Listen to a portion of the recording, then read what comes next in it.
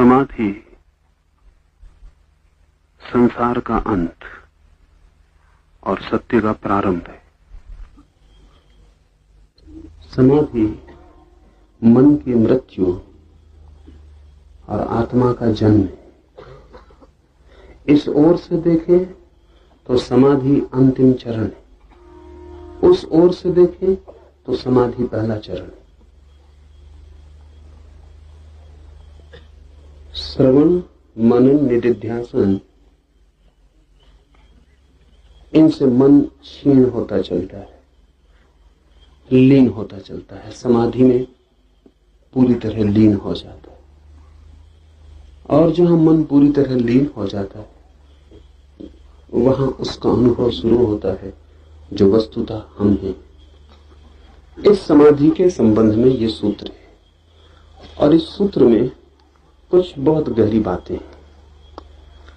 समाधि के समय वृत्तियां केवल आत्मरूप विषय वाली होती हैं, इससे जान नहीं पड़ती, पर समाधि में से उठे हुए साधक की वे उत्थान पाई हुई वृत्तियां स्मरण से अनुमान की जाती हैं। ये पहली बात काफी ख्याल से समझ लें। जो साधना में लगे हैं उनके लिए आज नहीं कल काम की होगी। समाधि में कोई अनुभव नहीं होता, सुन के कठिनाई होगी। समाधि में कोई अनुभव हो भी नहीं सकता। और समाधि परम अनुभव भी है। ये विरोधाभासी वक्तव्य है, उल्टा दिखाई पड़ता है, लेकिन कुछ कारण से उल्टा दिखाई पड़ता है। समाधि में परम आनंद का अनुभव होता है, लेकिन समाधि में डूबे हुए साधक को कोई भी पता नहीं चलता, क्योंकि साधक और आनंद एक हो गए होते हैं। पता चलने के लिए दूरी नहीं रहती। हमें पता उन्हीं चीजों का चलता है जिनसे हम भिन्न हैं, अलग हैं, दूर हैं। समाधि में आनंद की जो प्रतीति होती है, जो अनुभव होता है, उसका कोई पता समाधि में नहीं चलता। जब साधक समाधि से वापस लौटता है तब अनुमान करता है कि आनंद हुआ था। पीछे से स्मरण करता है कि परम आनंद हुआ था, अमृत वर्षा था, जिए थे किसी और ढंग में और जीवन की कोई गहन स्थिति अनुभव की थी। ये पीछे से स्मरण आता है जब मन लौट आता है। इसे हम ऐसा समझें कि श्रवण, मनन, निधिध्यासन, समाधि, ये चार सीढ़ियां हैं। इनसे साधक समाधि के द्वार पर जाके अनुभव करता है। अगर समाधि में ही साधक रह जाए और वापस न लौट सके तो अपने अनुभव को कभी भी ना कह सकेगा। अपने अनुभव को बताने का फिर कोई उपाय नहीं है। लेकिन जो साधक समाधि को उपलब्ध हो जाता है वो वही का वही वापस कभी नहीं लौटता, नया ही होकर लौटता है। लौटकर सारे संबंध उसके मन से बदल जाते हैं, लेकिन लौटता है मन में। पहले जब मन में था तो गुलाम था मन का, कोई मालिकियत ना थी अपनी। मन जो चाहता था करा लेता था, मन जो बताता था वही मानना पड़ता था, मन जहां दौड़ाता था वहीं दौड़ना पड़ता था। मन की गुलामी थी, मन के हाथ में लगाम थी आत्मा की। समाधि के द्वार से लौटता है साधक जब वापस मन में, तो मालिक होकर लौटता है। लगाम उसकी अब अपने हाथ में होती है। अब मन को जहां ले जाना चाहता है वहां ले जाता है, नहीं ले जाना चाहता तो नहीं ले जाता, चलाना चाहता है तो चलाता है, नहीं चलाना चाहता तो नहीं चलाता है। मन की अब अपनी कोई सामर्थ्य नहीं रह जाती। लेकिन समाधि को उपलब्ध साधक जब मन में लौटता है मालिक होकर, तभी वो स्मरण कर सकता है, क्योंकि स्मरण मन की क्षमता है। तभी वो पीछे लौट के देख सकता है मन के द्वारा कि क्या हुआ था। इसका मतलब यह हुआ कि मन केवल संसार की ही घटनाओं को अंकित नहीं करता है। जब साधक समाधि में पहुंचता है और जो घट रहा होता है वो भी मन अंकित करता है। मन दोहरा दर्पण है, उसमें बाहर का जगत भी प्रतिबिंबित होता है, उसमें भीतर का जगत भी प्रतिबिंबित होता है। तो जब साधक लौटता है मन में, तभी अनुभव कर पाता है कि क्या घटा। तो फिर वो 3 सीढ़ियों से लौटे तो ही अभिव्यक्ति कर सकता है। पहली सीढ़ी होगी साधक की समाधि से लौटते वक्त निदिध्यासन। निदिध्यासन में उसको अनुभव होना शुरू होगा, समाधि में जो उसने जाना था सूक्ष्म में, गहन तल में, अपने आत्यंतिक केंद्र पर, वो निदिध्यासन की सीढ़ी पर आकर उसको अपने आचरण में झलकता हुआ दिखाई पड़ेगा। वो पैर उठाएगा तो पैर पुराना नहीं मालूम पड़ेगा, इस पैर में कोई नृत्य की ध्वनि समा गई। वो आंख उठा के देखेगा तो ये पुरानी आंख नहीं मालूम पड़ेगी, ताजी हो गई जैसे सुबह की ओस। उठेगा तो निर्भर मालूम पड़ेगा, जैसे आकाश में उड़ सकता है। भोजन करेगा तो दिखाई पड़ेगा कि भोजन शरीर में जा रहा है और मैंने कभी भी भोजन नहीं किया है। अब वो जो कुछ भी करेगा, समाधि से लौटा हुआ साधक निदिध्यासन की पहली सीढ़ी पर अपने आचरण में समाधि का प्रतिफलन देखेगा। सब जगह उसका आचरण दूसरा हो जाए। वो कल जो आदमी था मर गया, वो जो समाधि के पहले निदिध्यासन की सीमा में खड़ा आदमी था, ये वही नहीं है, सीढ़ी वही है, आदमी उतरता हुआ दूसरा है। ये कुछ जानकर लौटा है और ऐसी बात जानकर लौटा है कि इसका पूरा जीवन रूपांतरित हो गया। वो जानने में पुराना मर गया और नए का जन्म हो गया है। निदिध्यासन में उसे झलक दिखाई पड़ेगी, जो समाधि में घटा है, रस जो बहा है भीतर, वो उसके रोए रोए व्यवहार में सब तरफ बहता हुआ मालूम पड़ेगा।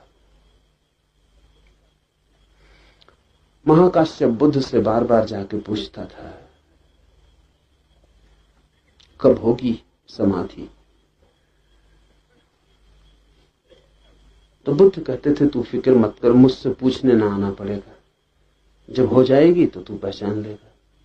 और तू ही क्यों पहचान लेगा, जो भी तुझे देखेंगे वे भी पहचान लेंगे, अगर उनके पास थोड़ी सी भी आंख है। क्योंकि जब भीतर वो क्रांति घटती है तो उसकी किरणें तन प्राण सभी को पार करके बाहर आ जाती। निदिध्यासन की सीढ़ी पर साधक को पता चलेगा कि मैं दूसरा हो गया, मैं नया हूं, मेरा दूसरा जन्म हो गया। साधक को पता चलेगा कि जो मैं गया था समाधि में वही लौटा नहीं, कोई और गया था, कोई और लौटा है। निदिध्यासन से नीचे है मनन। जब साधक निदिध्यासन से और नीचे उतरेगा मन में, तो मनन का क्षण आएगा। अब साधक सोच सकेगा क्या हुआ, अब वो लौट के विचार कर सकेगा क्या हुआ, क्या मैंने देखा, क्या मैंने जाना, क्या मैं जिया। अब वो विचार में, शब्द में, प्रत्यय में अनुभव को बांधने की कोशिश करेगा। जो लोग मनन की सीढ़ी पर आके अनुभव को बांध सके हैं, उनसे ही निकले हैं वेद, उपनिषद, बाइबल, कुरान। बहुत लोग समाधि तक गए, लेकिन जो जाना है उसे मनन तक वापस लौटाना बड़ा कठिन काम। ध्यान रखना, पहली यात्रा इतनी कठिन नहीं थी जो हमें बहुत कठिन मालूम पड़ रही है। इस दूसरी यात्रा से तुलना करें तो पहली यात्रा बहुत सरल थी। ये दूसरी यात्रा अति कठिन है। लाखों लोग समाधि तक पहुंचते हैं, उनमें से कुछ थोड़े से लोग वापस निदिध्यासन में खड़े हो पाते, उनमें से भी कुछ थोड़े से लोग मनन तक उतर पाते, और उनमें से भी बहुत थोड़े लोग पहली सीढ़ी, जिसको हम श्रवण कहते हैं, उसका नाम लौटते वक्त बदल जाता है, वो मैं आपसे बात करूं। हजारों लोग पहुंचते हैं समाधि तक, एक आध आदमी बुद्ध हो पाता है। समाधि तो हजारों लोगों को लगती है, एक आध आदमी बुद्ध हो पाता है। बुद्ध का मतलब यह है कि जो वापस इन 4 सीढ़ियों को उतर के जो जाना है उसने जगत को दे पाता है। मनन का अर्थ है लौटते वक्त विचार में बांधना उसको जो निर्विचार है। इस जगत में असंभव से असंभव घटना यही है। जो नहीं बोला जा सकता, नहीं सोचा जा सकता, उसे शब्द की सीमा में रखना, बांधना। आप भी देखते हैं सुबह का सूरज उगता है, कभी कोई चित्रकार कभी उस उगते सूरज को पकड़ पाता है। सूरज को पकड़ लेना बहुत कठिन नहीं है।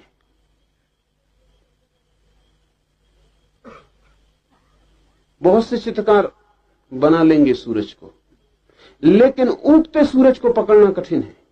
वो जो उगने की घटना है, वो जो गुण है विकास का, वो जो उत्तरोत्तर बढ़ता हुआ है, वो भी चित्र में अंकित हो जाए और चित्र देख के ऐसा लगे कि सूरज अब बढ़ा आगे, अब उगा, अब उगा।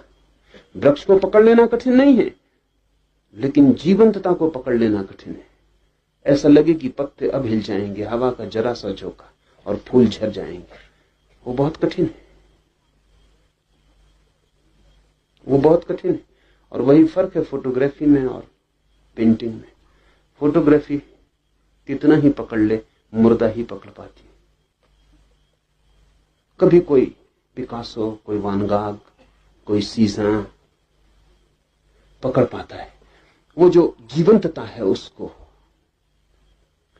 मगर सूरज, पौधे, फूल आम जीवन के अनुभव हैं, इन्हें पकड़ा जा सकता है।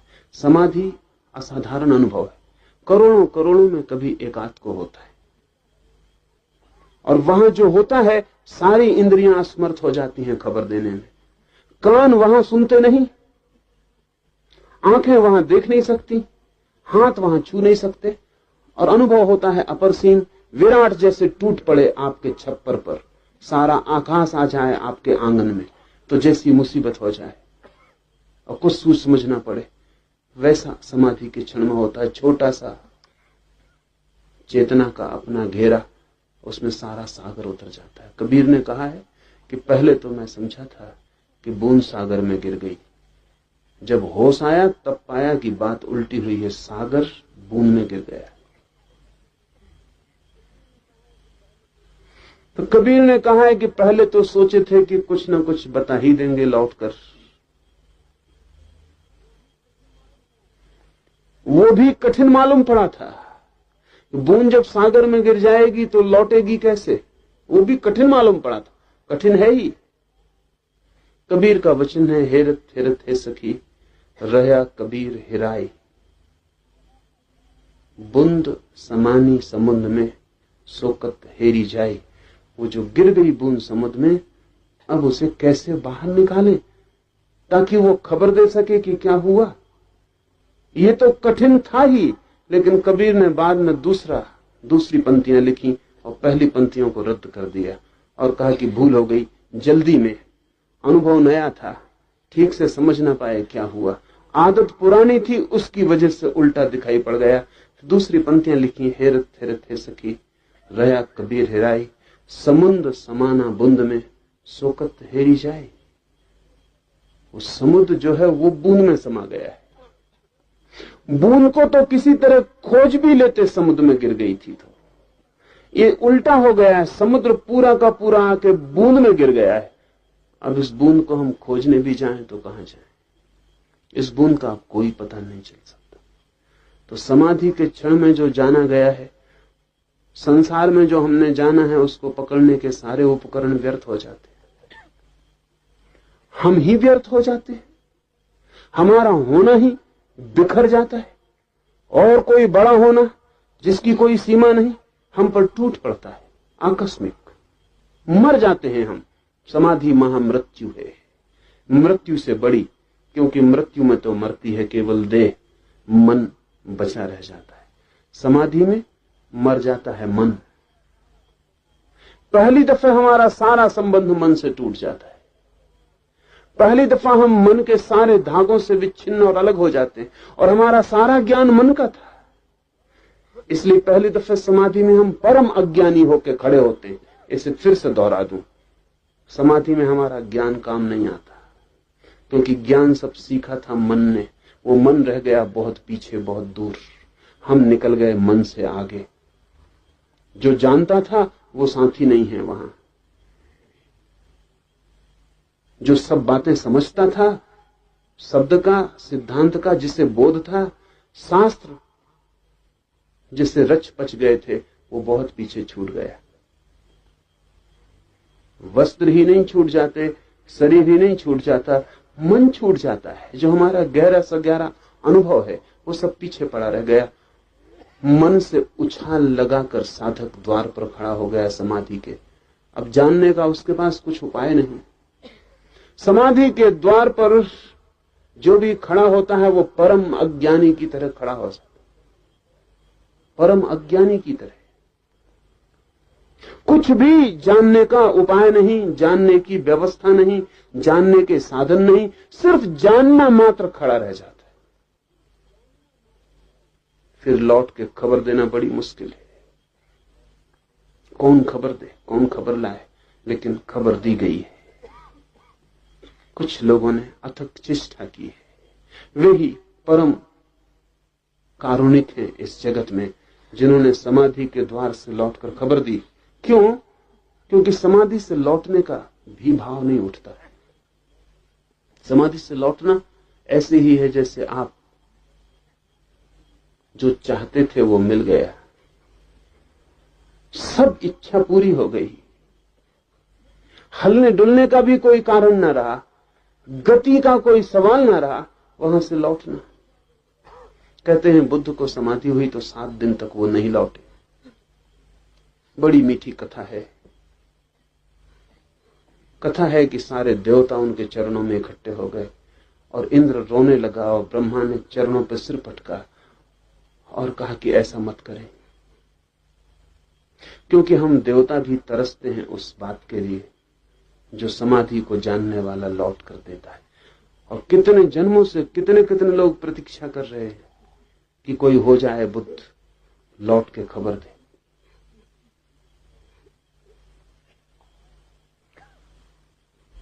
लौट के बोले, बताए जो जाना हो।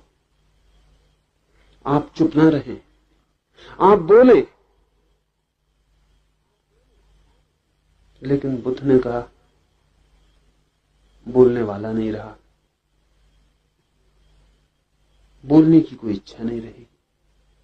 और फिर जो देखा है वो बोला जा सकता है, ये खुद ही भरोसा नहीं आता, तो सुनने वाले क्या समझ सकेंगे।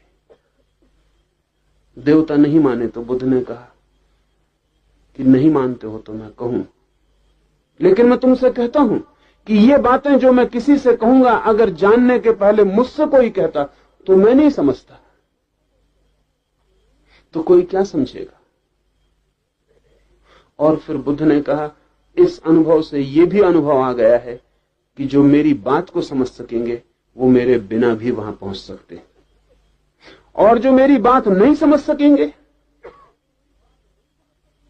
उनके सामने सिर धुनने से कुछ बहुत प्रयोजन नहीं है।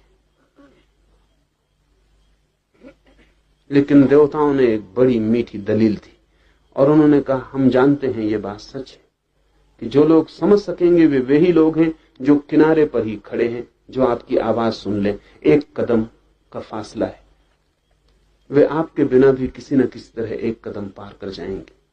नहीं, उनके लिए हम नहीं कहते कि आप बोलें। और यह भी हम मानते हैं कि ऐसे भी लोग हैं जो 1 कदम भी नहीं चले हैं, उन तक आपकी आवाज भी नहीं पहुंचेगी, वो समझेंगे भी नहीं। उनके लिए भी हम नहीं कहते हैं कि आप बोलें। और ऐसे भी लोग हैं जो दोनों के बीच में, जो आप न बोलेंगे तो शायद न समझ सकेंगे, जो आप बोलेंगे तो शायद समझ सकते हैं। शायद ही देवताओं ने कहा, लेकिन उन्होंने एक बात और बुद्ध को कही कि ये जो शायद हैं, समझ लें शायद न समझें। अगर आप न बोले और एक भी समझ सकता व्यक्ति वो अगर इस कारण चूक गया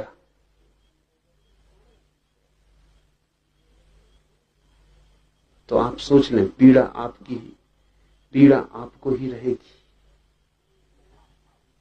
और ऐसा बुद्धों ने कभी नहीं किया है। तो बुद्ध बोले, समाधि के क्षण में ऐसा लगना बिल्कुल स्वाभाविक है कि अब कहीं कुछ कहना, सुनना, बताना व्यर्थ हो गया। किसको बताना है, किसको कहना है, किसको सुनना है। फिर भी कुछ लोग लौटे। मनन के सीढ़ी पर आकर ऐसे लोगों को बड़ी दुरूह घटना घटती है। और इसलिए महानतम कलाकार वे हैं, वे नहीं जो छंद गीत रच लेते हैं, कलाकार हैं। वे भी नहीं जो चित्र मूर्तियां बना लेते हैं, कलाकार हैं। लेकिन महाकलाकार वे हैं जो समाधि के बिल्कुल अगोचर, अदृश्य अनुभव को गोचर और दृश्य शब्दों में मनन की सीढ़ी पर बांधते हैं, चेष्टा करते हैं कि किसी तरह कुछ इशारे पैदा किए जा सके, कुछ उपाय रचते हैं, कुछ विचार की श्रृंखला निर्मित करते हैं, कुछ विचार की व्यवस्था बनाते हैं जहां से आपको भी थोड़ी सी झलक, कम से कम मन के तल पर ही थोड़ी सी चोट, पुलक का अनुभव हो सके। लेकिन मनन भी बहुत लोग कर लेते हैं। वो आखिरी सीढ़ी जो है, जैसे हमने पहली दफे जाते वक्त श्रवण कहा था, वही सीढ़ी लौटते वक्त प्रवचन बन जाती। वही सीढ़ी सुनना, बोलना, जाते वक्त जो सुनना था, राइट लिसनिंग थी, ठीक ठीक सुनना था, श्रवण था, लौटते वक्त वही राइट स्पीकिंग, ठीक ठीक बोलना बन जाता है। और ध्यान रहे, पहली सीढ़ी पर होता है शिष्य और इस लौटती हुई आखिरी सीढ़ी पर होता है गुरु। और इन दोनों के बीच जो मिलन है वो उपनिषद है, जहां सुनने वाला ठीक ठीक मौजूद है और जहां बोलने वाला ठीक ठीक मौजूद है। इन दोनों के बीच जो मिलन की घटना है वो उपनिषद है। उपनिषद शब्द का अर्थ है गुरु के पास रहकर जिसे जाना, गुरु के पास बैठकर जिसे सुना, पास होकर जो अनुभव में आया, निकटता में जिसकी ध्वनि मिली, सामीप्य में जिसका स्पर्श हुआ। उपनिषद का अर्थ है पास बैठकर, पास होकर, निकटता पाके। तो शिष्य हो कान सुनना और गुरु रह जाए सिर्फ वाणी, सुनने वाला ना हो, बोलने वाला ना हो। यहां हो सिर्फ वाणी, वहां हो सिर्फ सुनने की क्षमता, तब उपनिषद घटता है। ये सूत्र कहता है समाधि में वृत्तियां केवल आत्मरूप विषय वाली होती हैं। आनंद का अनुभव हो, मौन का अनुभव हो, शांति का अनुभव हो, शून्य का अनुभव हो, मुक्ति का अनुभव हो, लेकिन ये कोई अनुभव समाधि में सीधे पकड़े नहीं जा सकते।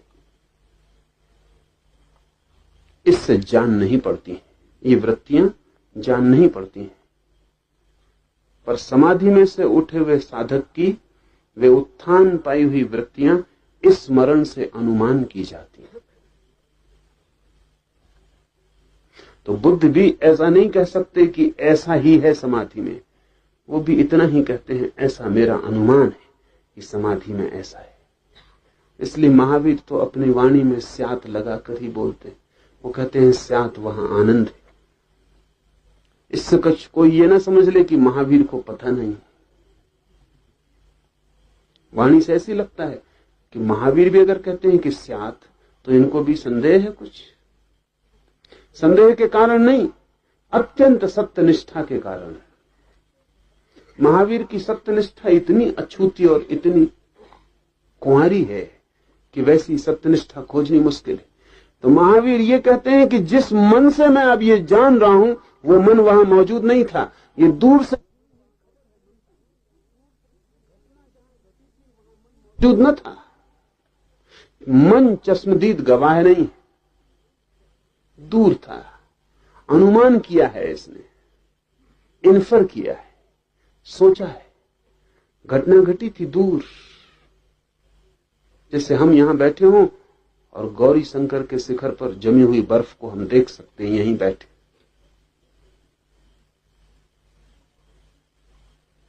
मन बहुत दूर था और गौरी शंकर के शिखर पर जो शीतलता बरसी थी उसका उसने अनुमान किया है। इसलिए महावीर स्यात ही का उपयोग करते हैं।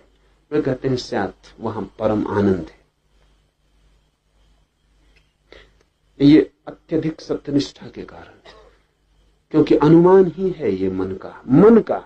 महावीर के लिए अनुमान नहीं है, महावीर ने जाना है, लेकिन जिसने जाना है जानते क्षण में इतनी एकता हो जाती है कि अनुभव नहीं होता। जान के जब महावीर वापस लौटते हैं मन में, ऐसा समझ लें कि आप जाएं गौरी शंकर के शिखर पर और शीतलता के साथ एक हो जाएं, आप भी शीतलता हो जाएं, या बर्फ के साथ एक हो जाएं, आप भी बर्फ की तरह जम जाएं। तो वहां कोई अनुभव ना हो, क्योंकि अनुभोक्ता अलग ना हो। फिर आप उतरें और नीचे जमीन पर आकर अपनी दूरबीन उठा के फिर गौरी शंकर को देखें, तो वो जो गूंजता हुआ अनुभव रह गया है भीतर, जो जाना था, लेकिन निकटता इतनी थी कि जानने लायक दूरी न होने से जान नहीं जा सका था।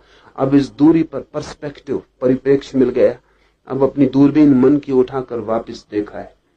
अब अनुमान होता है कि परम शीतलता थी, कि परम शुभ्र बर्फ का विस्तार था, कि कैसी ऊंचाई थी, कि सारा गुरुत्वाकर्षण खो गया था, कि उड़ जाते आकाश में ऐसे पंख लग गए थे, कि कितना शुद्ध था आकाश, की कैसी नीलिमा थी, कि बादल भी सब नीचे छूट गए थे, निरभ्र शून्य आकाश रह गया था। लेकिन ये सब जमीन पर खड़े होकर पुनर्विचार है।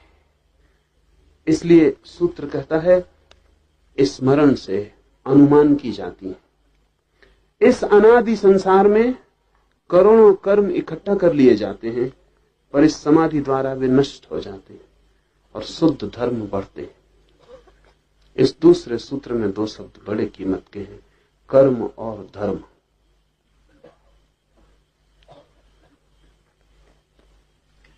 जो हम करते हैं वो कर्म है और जो हम हैं वो धर्म है। धर्म का अर्थ है हमारा स्वभाव और कर्म का अर्थ है जो हम करते हैं।